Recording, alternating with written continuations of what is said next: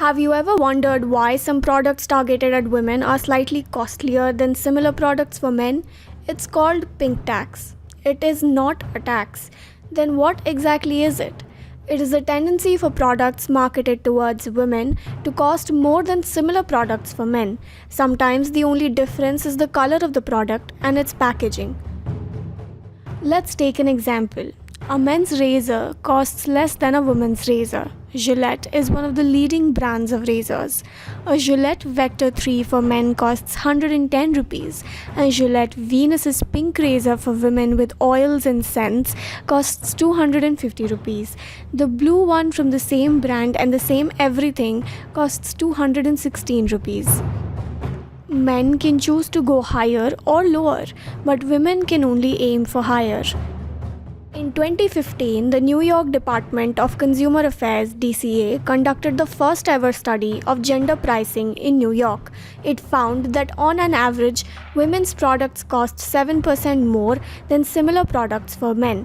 The categories of products ranged from toys to personal care items. Arguably, there is not a lot of data and studies on pink tax, especially in India. This leads to many saying that the tax is non existent. However, an IIM field study done in Amritsar analyzing 64 products showed that women paid more for products ranging from 20 rupees to 1500 rupees. So, is this exaggeration or is there really an elusive pink tax? Razor or blades we buy for ourselves. The rate is very different. I know that razor came to market for women much later, but I think the product, for example, a normal razor which costs for men for like 20 to 25 rupees, we pay around 80 rupees for that simple razor. And the razor is pink, obviously, because what's the point if you are not colorful?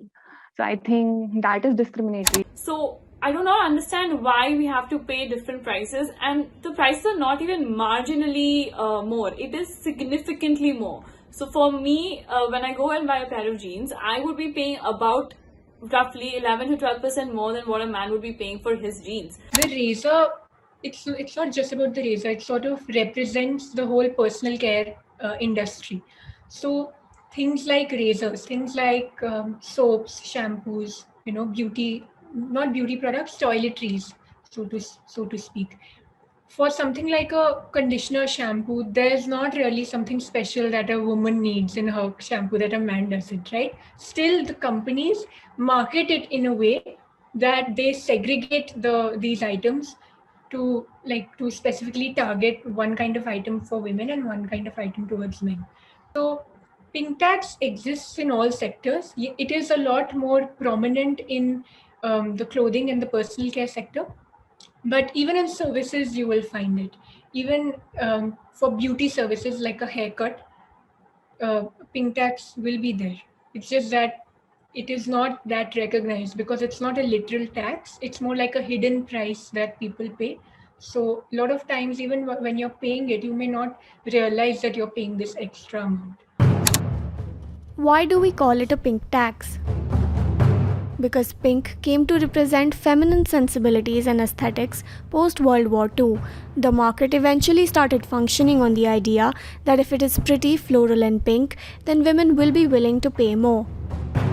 Not only products, even athleisure clothes for women often lean towards prettier and attractive. What is this design and color psychology, and how does industry make its decision based on it? Basically what we do in industry when we talk about pink tax, it's majorly because of the packaging and the product that we serve to the women to make it look more prettier. This is the main notion that in industry we have to, as a marketer, as a manufacturer, as a designer, we have to serve to a bigger market. Even if from that 100% women, 10% women need that product to look prettier, we have to make that product look prettier. So we cannot create distinction, because otherwise it will, if we start paying or start dissecting these based on so much analytics, it will again increase the cost. But I somewhere I agree that it should not be, more expensive to the women. But still there are people, there are companies, I'm pretty sure, those who are working to, how we can reduce this disparity in India. Another way pink tax manifests itself is through an increase in prices of clothing, especially sportswear. What makes women's clothes costlier? On sportswear specifically for women, we need to take care of where the dart has to come, where the cut and sew has to come, the where paneling has to go to support the body part. And when it comes to fabric, I believe, because women body requires certain, like if you talk about bust, so upper portion, we need more stronger and softer fabric. So most of the industry or product developers, they don't think as men or women or weak or stronger. They think they are their consumer, so we need to serve their consumer. So that's also one of the reason why sportswear may women products are always, or most of the time, I would say all, most of the time, little expensive. Industry professionals believe that change can happen, but it will be gradual because market consumption theories will take time to change as more women speak up like they are today. Till then, all one can do is continue the conversation and bring awareness so that women can make a more informed choice. A federal report.